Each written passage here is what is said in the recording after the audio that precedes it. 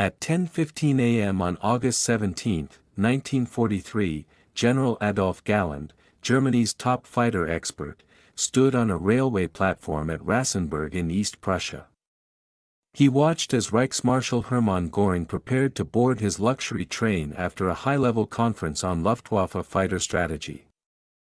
Galland urgently needed to deliver intelligence that could change the fate of the entire German Air Force.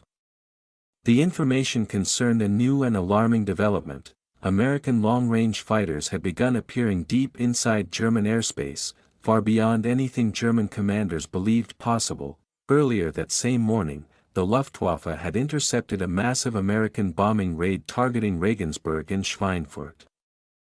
Everything initially unfolded according to familiar patterns. German interceptors waited near the border. American P-47 Thunderbolt escorts eventually turned back, as they always did, once their fuel reserves ran low. The unescorted bombers pushed onward into the heart of Germany, where Luftwaffe squadrons launched their attacks, but then the unexpected happened.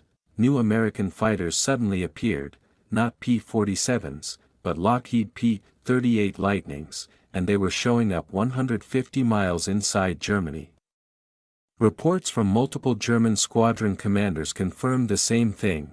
These P-38s carried large external drop tanks, giving them far greater range than previously believed. For the first time, American fighters were escorting bombers far beyond the assumed safe zone where German pilots expected no American fighter cover.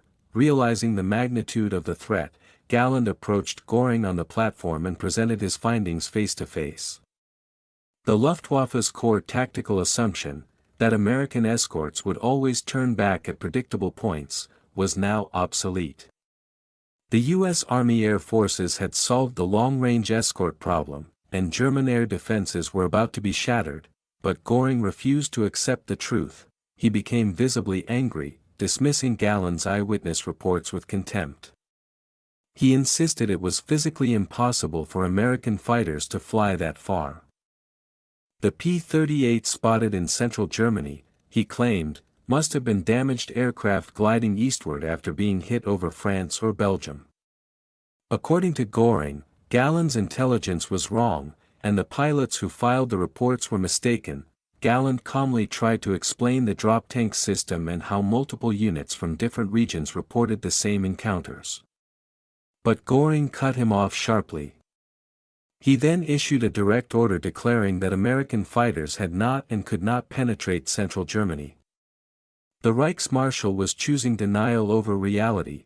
Realizing the conversation was over, Galland replied with a thin, unforgettable smile, "Orders are orders, sir." The train departed, carrying Göring away, and carrying with it Germany's last chance to prepare for what was coming. What followed would doom thousands of Luftwaffe pilots who would die fighting an enemy their leaders claimed did not exist.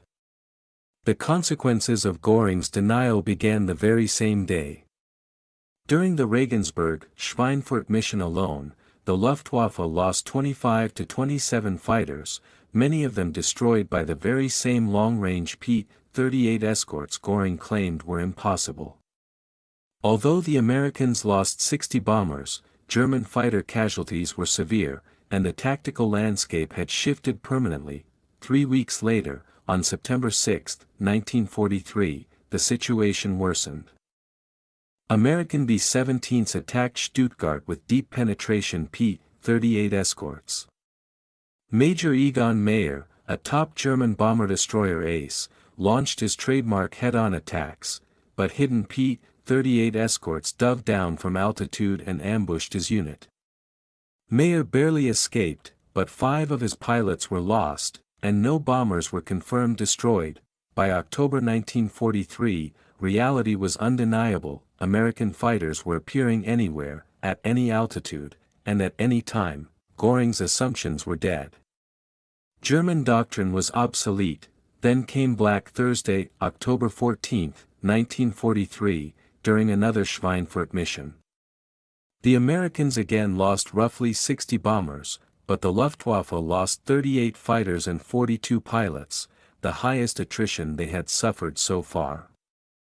Worse, the exchange rate had collapsed.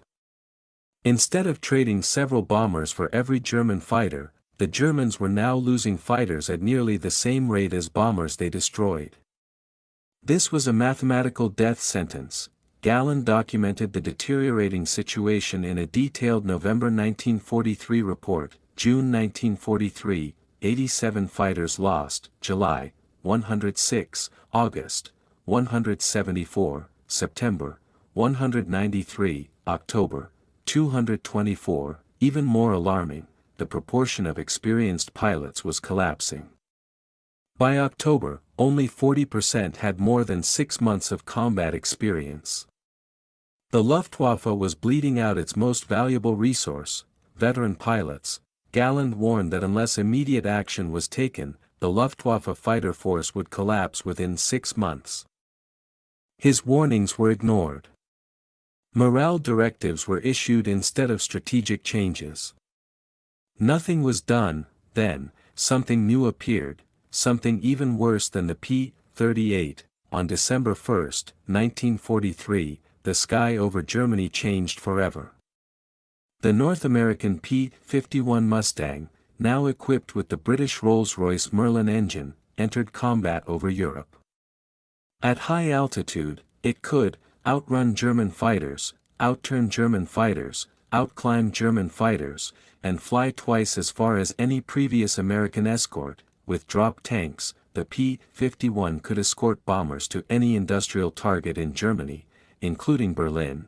On December 13, 55 Mustangs escorted B-17s to Kiel, fought Luftwaffe interceptors, and shot down 6 German fighters without losing a single Mustang. This mission proved that the American Escort problem, the core problem that protected Germany's airspace, had been solved. Galland rushed to Berlin to warn Göring in person, presenting technical data, combat reports, and performance statistics. But Göring again dismissed everything. He insisted German pilots were superior and that the Mustang was merely another American fighter. Galland left the meeting knowing the Luftwaffe's destruction was no longer a possibility, it was inevitable. By January 1944, P-51s in growing numbers escorted bombers across central Germany. Then came Big Week in February 1944, a 6-day campaign targeting German aircraft factories. American bombers hit dozens of industrial sites, all with escort protection. The Luftwaffe responded with everything it had, and was shattered. During Big Week, 262 German fighters were destroyed, 180 damaged, over 230 pilots killed, wounded, or missing. Among the dead were some of Germany's best aces, including Egon Mayer, 102 kills, Kurt Evans, 110 kills, both gone in early 1944. Germany was losing the very pilots it could not replace. New recruits arriving at the front had 150 to 200 total flight hours, while American pilots had 400 to 500 hours and superior training. New Luftwaffe pilots survived an average of 5 missions, some barely lasted a week. Galland begged for reforms, more fuel for pilot training, pulling experienced pilots from combat to become instructors, emergency deployment of the jet-powered Me-262. Every proposal was rejected. Göring demanded all resources go to immediate combat operations, a strategy that accelerated the Luftwaffe's collapse. In early 1944, American Commander General Jimmy Doolittle changed escort doctrine. Fighters were no longer tied to the bomber formations, they were free to hunt down German aircraft anywhere, during takeoff, while climbing, while forming up, during the interception, and even during German landings. This turned the skies above Germany into a killing ground for the Luftwaffe. On March 4, 1944, American bombers attacked Berlin for the first time with full P-51 escort. Göring reportedly admitted privately that seeing the Mustangs over Berlin made him realize the war was lost, but publicly, he continued the fantasy. In April 1944, Galland bypassed Göring entirely, sending a report directly to German High Command. The numbers were terrifying: 400 pilots lost January-April, 1,000 pilots killed, wounded, or captured in 4 months, enemy fighters outnumbering German 6:1 or even 8:1, German pilots entering combat with less than half the training of Allied pilots. Galland famously wrote, "At this moment I would rather have one Me-262 in action than 5 Bf-109s." But Hitler had demanded that the Me-262 be developed as a bomber, not a fighter, a catastrophic delay Germany never recovered from. On D-Day, June 6, 1944, Luftwaffe 3 had 481 aircraft. The Allies flew 14,674 sorties that day. The Luftwaffe managed just 319. Many Allied soldiers later said they never saw a single German aircraft over the beaches. The only German pilots to attack the landing zone directly were Joseph Pips Priller and his wingmen, strafing Sword Beach alone.